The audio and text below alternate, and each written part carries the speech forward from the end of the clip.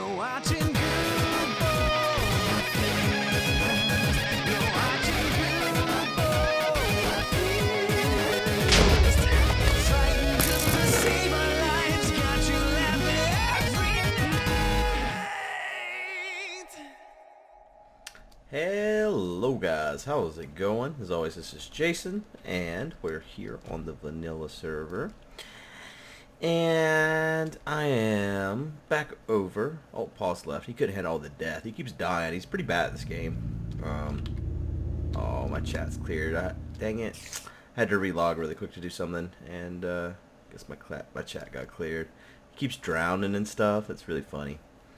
So we're back over here at town number 1, Kurt's Abba Caving Town. I have placed let's see here, what have I done? We've gone all the way to town in this direction. You guys had a good suggestion about, instead of that, using just a redstone block, a block of redstone. I don't know why I didn't think of that. That's what you guys are for. So yes, good idea, you guys that are you. And that is what I will do. I don't know why I didn't think of that. So what are we going to talk about today? What has changed in the world of Jason? Well, a couple days ago we released CrackCam. What is CrackCam, Jason? Tell us. It's weird I keep saying my own name, right? So CrackCam is a spectator, kind of like Easy CGI. You know how every Mindcracker has their own camera account? Well, not everyone has their own camera account. Everyone's welcome to have their own camera account. Some people do, some people don't. But anyways, to the point. Some people have camera accounts. I have one. His name's Easy CGI, and now everyone has. I guess actually everyone does have one by the name of CrackCam. And what I mean by that is, if you look at the tab list here, we got me, Avidia, and CrackCam, who apparently has the face of Alex. I should give CrackCam a skin. And what is the purpose of CrackCam? Well, it doesn't necessarily have a set purpose, and by that I mean it can be whatever you guys make it out to be.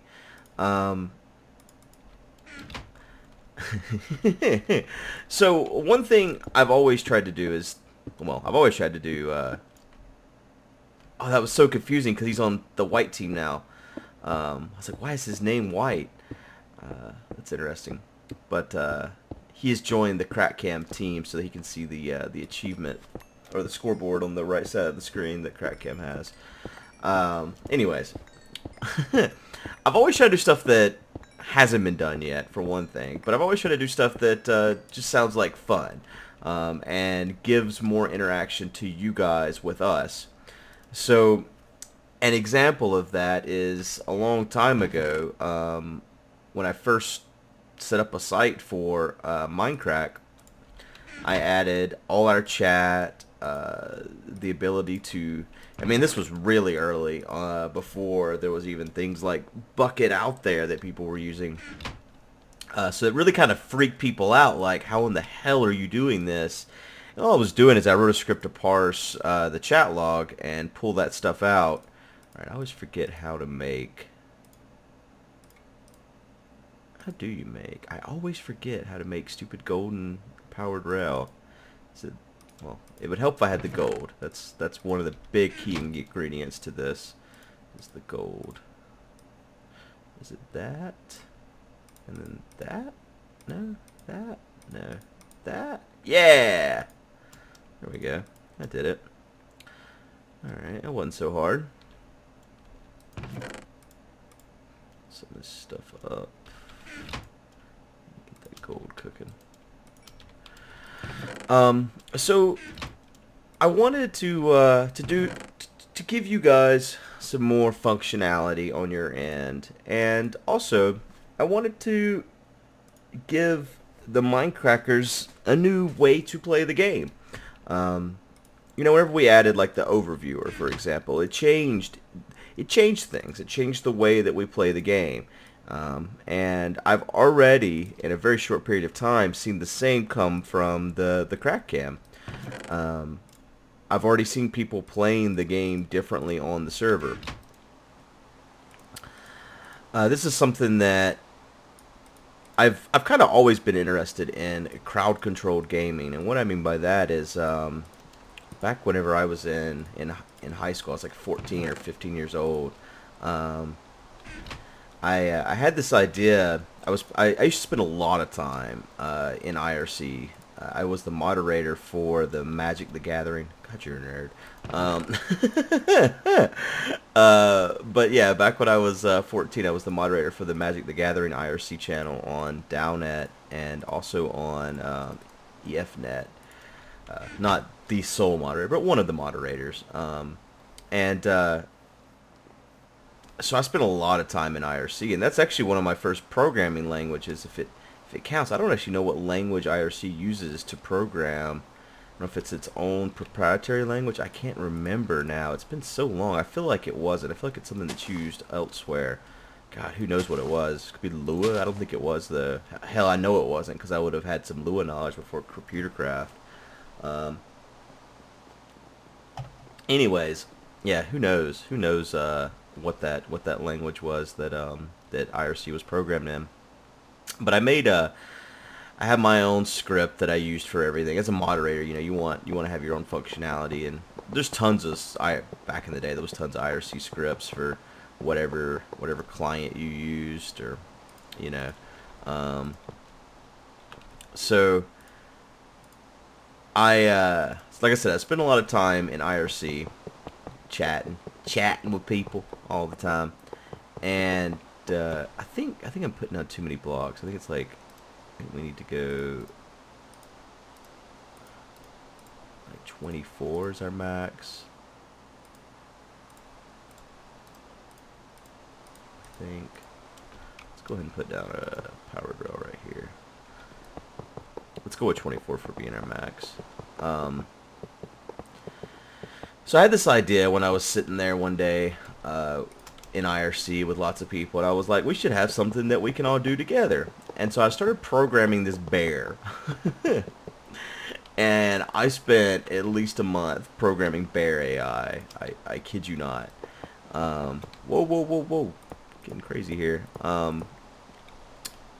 And at the end of the day, I didn't end up going beyond the bear AI because someone came along and told me about what a MUDs are. And if you're not familiar with a MUD is it stands for multi-user dungeon, and it's basically like World of Warcraft or something like that, but it's all text based. So you're sitting there, and if you want to move like north, you type in. It's basically Twitch Plays whatever, but it's just for one person, you know, because all the movement commands are, you know, typed out. Like if you want to cast a spell, it's like cast space whatever space target, which is another thing that I ended up getting myself in trouble programming, actually. Which leads to why I ended up building my own MUD eventually, because I got banned on a MUD server for programming an auto leveler. Me and this guy Trevelyan leveled up together. We were so far ahead of everyone. I know I've told this story before.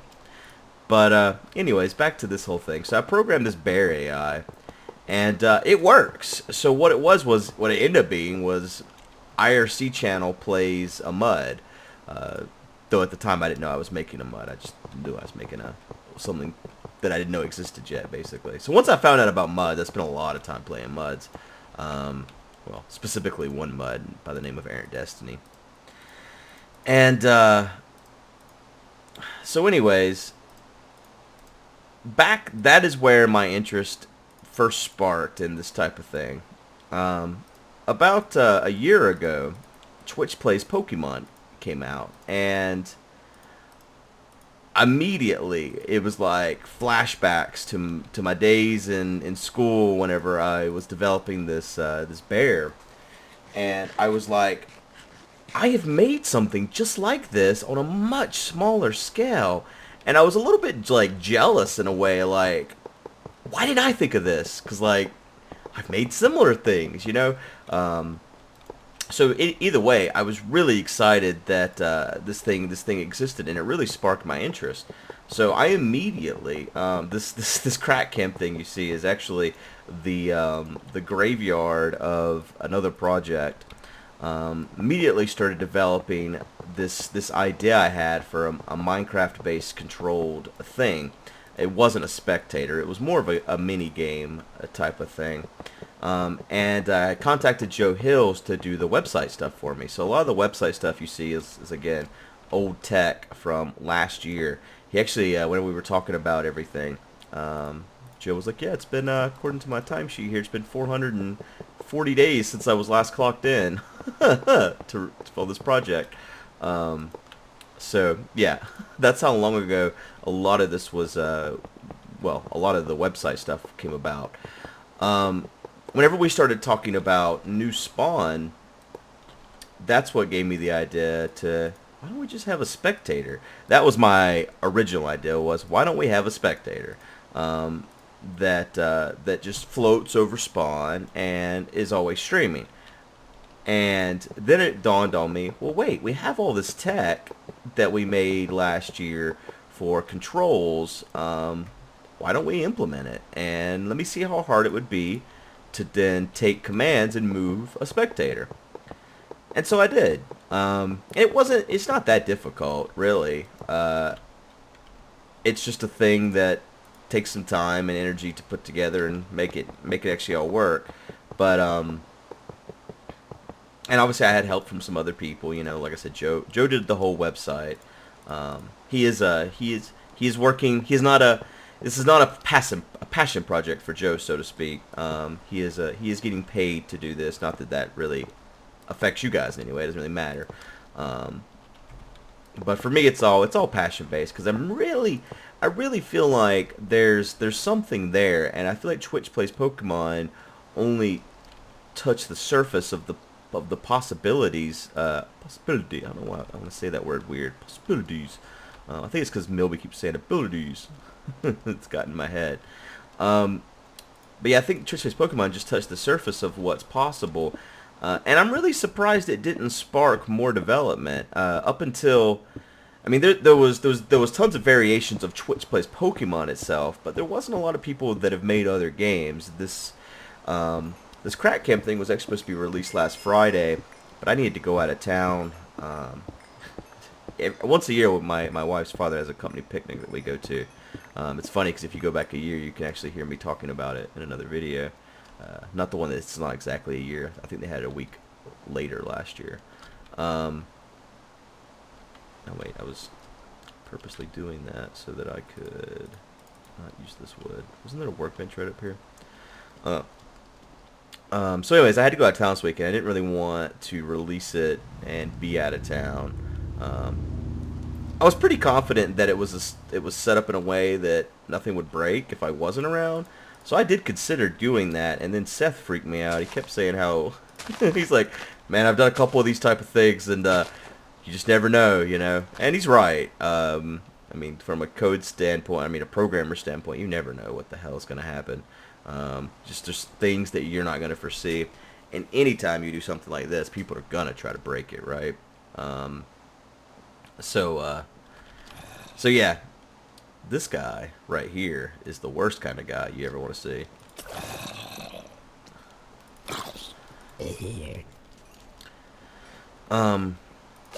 So yeah, we decided to release it on Sunday once I was back home. But funny enough, on the Friday we were going to release it, Twitch Plays Dark Souls gets released. So that alone has got me really excited as well, because finally there's someone that's branching this thing out a year later. And again, I really feel like this has a lot of potential for just interaction. And I think our community is perfect for this because of how interested, like, for instance, one of the biggest draws to our UHCs is how active our community gets inside of our UHC. And I think that's one of the things that makes a Mindcrack UHC stand out from other UHCs. Not that other UHCs are bad or not as good or anything like that. I'm sure there's some that are way better, in fact. But without that community backing to really draw everyone in, I don't think it is as good, you know. And that's something that our community does a really good job of. And so that's why I get excited about doing things like this, this CrackCam, because I think there's a lot of potential for our community getting their hands on these type of things that allow them to have more interaction. The first day we brought it up, it was pretty chaotic. You know, there was like 1,600 odd people all trying to move the CrackCam around. So yeah, it got pretty chaotic in that regard with that many people trying to control it. But it wasn't unbearable. So we gave the guys a challenge to get through this portal. It was Nvidia's idea, because well, see, there's been a couple bugs. Nothing major. Like as far as like things that could go wrong, we've had nothing major happen wrong. But there's some bugs with spectators right now. You're supposed to be able, for example, to sleep when there's a spectator on, but for some reason that's just not working right now. Ditterbone's fixed it in the next snapshot. So once we have a stable snapshot to upgrade to, we'll be able to sleep. Like right now I can't sleep because he's on, but next snapshot I would be able to. So that'll be getting fixed pretty quickly here. But other than that, there's really been like no necessary bugs. But yeah, we didn't know certain things like because technically the spectators aren't supposed to be able to go through portals. But we were like, well, shit. Technically, we should be able to sleep too. So what else can they not do? You know. So it was the thing where we're like, I don't know. Like, I had not even considered it because I knew that spectators couldn't go into the nether. And so I was like, well, I'm not worried about it. Okay, everyone said to do that. And that was a really smart idea, everyone. It doesn't work. It doesn't work on any level. Except up there, which is not helpful in any way. God, I thought you guys were so smart. And I was like, wow, that's such a good idea. It doesn't work. Shit. That sucks. Shit. Will it work if it's like... Hold on. I don't claim to know anything about redstone. This is one of those things where I admit I don't know anything about redstone. And the reason why I don't know anything about redstone is I haven't taken the time to learn. I could understand redstone. I'm not... It's not something that is that complicating. It's just something that I haven't learned all the properties of. Though that right there does not work, and that's very unfortunate. Which means I have to go back to my original idea. Though there was some other suggestions like blue glass, a couple other good suggestions. So maybe we'll go with one of those. Sometimes it's frustrating when people will tell you, you know, just ask this person for this thing, or just have this person help you. And I'm not against having someone that's already made something, the will, for example, to teach me how to make the will. Like for example, I talked with Shri about getting some help in regards to the CrackCam, right? For some math help with the trigonometry. So I'm not against, definitely not against getting help from other people, especially whenever they have more knowledge in a subject than me. But it's also good to take the time to learn things for yourself, I think.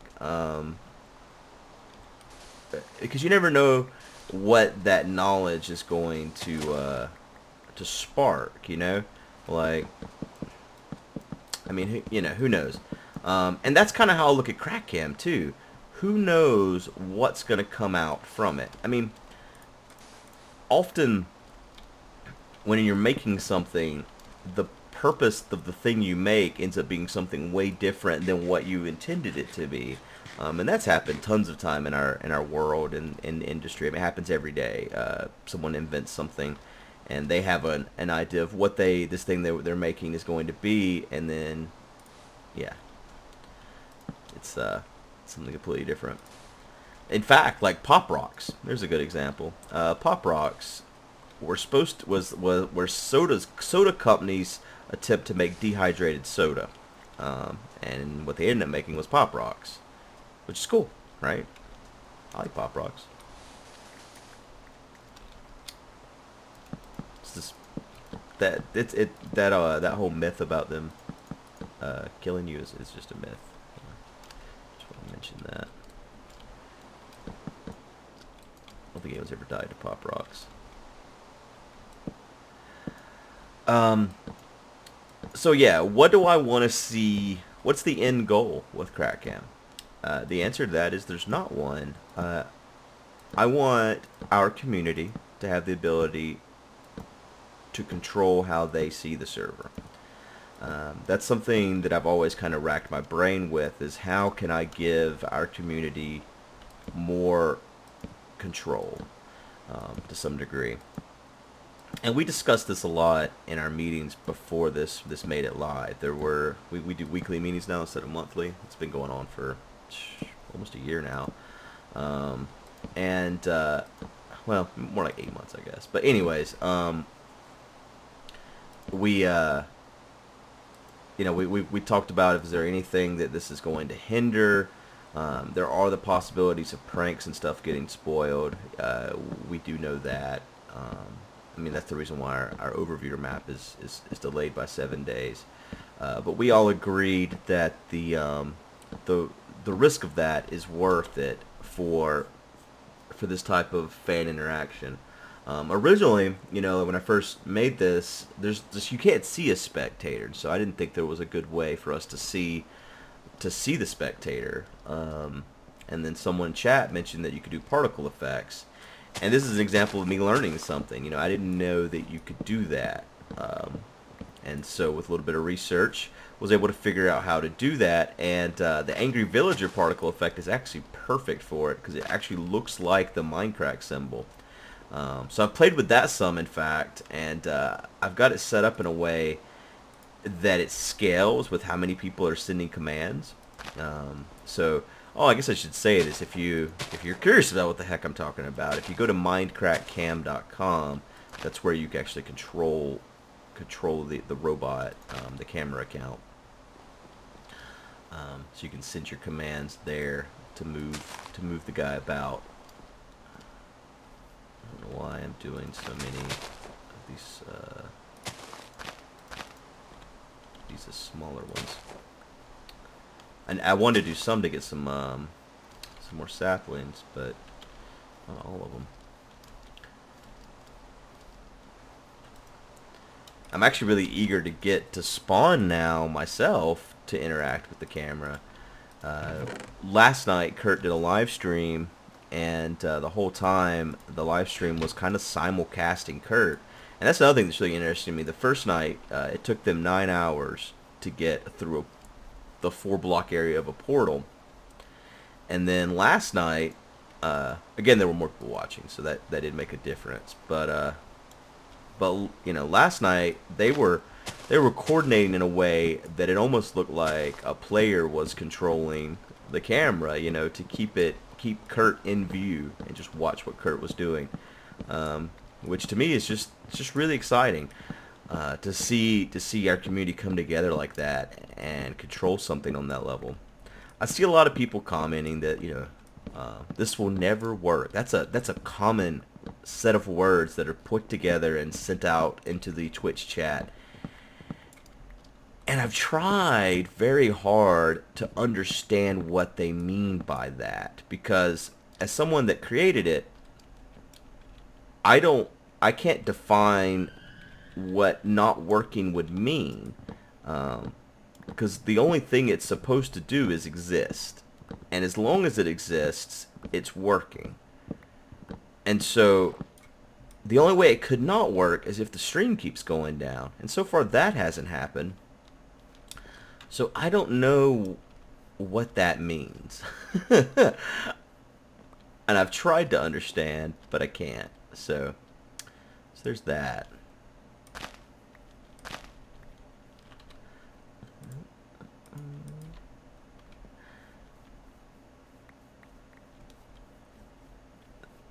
I don't remember them having that many leaves normally when they're that big.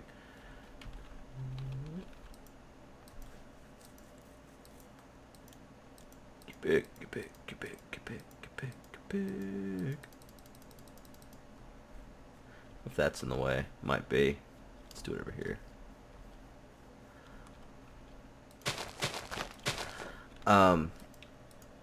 So the other, what the website that Joe made was originally designed for had some more goals built into it, and that's something. Well, shit, man. That first one just grew, right? These other ones, not so much. Had some, goals, user experience, that type of stuff built in, and that's something we're still tracking. So, like, well, what I'm doing. Every time, you move or anything of that nature, it does keep track of how many times you've hit a certain button and things like that. You're earning experience for how much you interact. And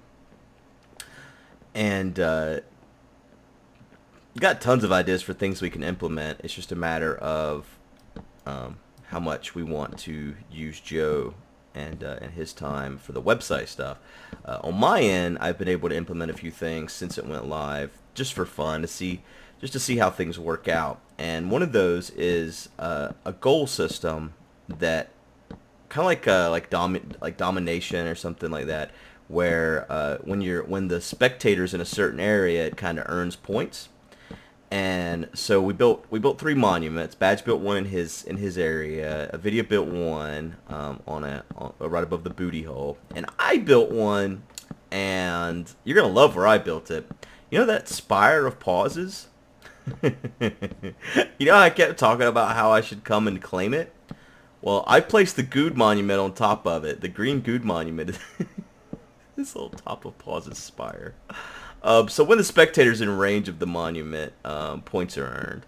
And what the thought is here is we can place these in places. I mean, I can have as many as I want, technically. It's just a matter of how much math we're willing to do within the code. But I have many of these as I want, and we can place them in places where people are working and building. So right now they're just named green, purple, and yellow. Yellow being badge, purple being Avidia, and green being me. Well, they don't necessarily represent each of us, They're just green, purple, and yellow. But the idea there is we could technically have like a beef monument, which would probably be where the camera sat all the time. The options are limitless is the best way for me to put this. There's so many things that can be done, and it's just open to our imagination, and that's what is exciting to me. These guys.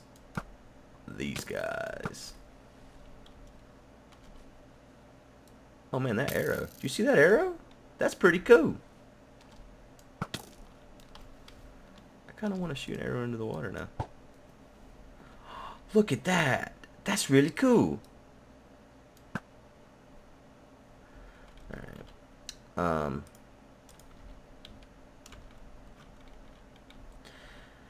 So yeah, it's a work in progress, and it's a thing that doesn't have a goal. It cannot fail because there isn't anything that would allow such a thing to happen. The only way it could fail, I guess, is if I could no longer bring the stream boxes up again. I don't know. I don't think there's a way for this thing to fail. It's just it's an experiment with what our community can do given these controls. And that's really all I want to see from this is what can our community do given this type of freedom, and what do they want to do given this type of freedom. It's interesting to see what people go for, and the first thing people go for that I've noticed is to break it, which is exciting to me. I want to see this type of thing. I mean, like I said, there is no failure here because it's like a social experiment to some degree, and that's how I always saw Twitch Plays Pokemon. I was really disappointed from someone that I've never played a Pokemon game, so I didn't know anything about what needed to be done. But I did spend several hours watching it from the perspective of the social interaction, what's going to happen here, and I was highly disappointed when democracy mode was added. To me, that ruined it. And by being the first, they've also set the tone for what is expected in this type of crowd-controlled gaming. And it's funny how quickly people went to saying, this is democracy. And I can assure you that that is not something this will get. I would rather no one use it than it to have democracy mode where everyone votes on a command and that's the only one that happens in regard to the movement.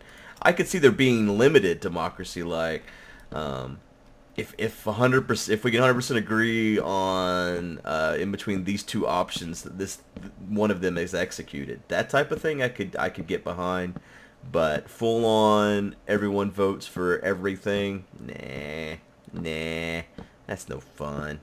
Because then the bots end up taking over too, and there's gonna be people that bought this, and you know what? That's perfectly acceptable too. Everything is acceptable. There is nothing wrong. I want to see what happens, basically, and so far, I've been really, really pleased. We brought it up on Sunday at 2 p.m. Eastern, and it's had like 5 minutes of downtime total between like one of the stream boxes crashed one time, and then there was a blip in the network earlier that caused it to get disconnected from Twitch. But other than that, it's been up 24/7 since Sunday. What, the 17th? Was it the 17th? No, wait, today Wednesday the 19th. Yeah. Not the 17th. But anyways, I gotta get some light out here on this stuff, man. That's for sure. For sure. You gonna walk around to me? No. But yeah, that's gonna be it for today, guys, I think. I hope you guys have enjoyed as always. I think next episode we'll go ahead and do the we'll do some lighting, and we'll go ahead and do the shout outs for some of them for our top tier donors on GameWisp. We'll put up some signs along the way here for that. And yeah, if you guys are interested in what I've been talking about, go over to mindcrackcam.com and tell the camera what you want it to do, and it can show you the world. Shining, shimmering, Mindcrack. So yeah, so Shreya, he had not won the contest, but he was my wild card pick. Hey look, this guy knows his home! Hey guy, you're here! I'm making this for you! We love you. See you later.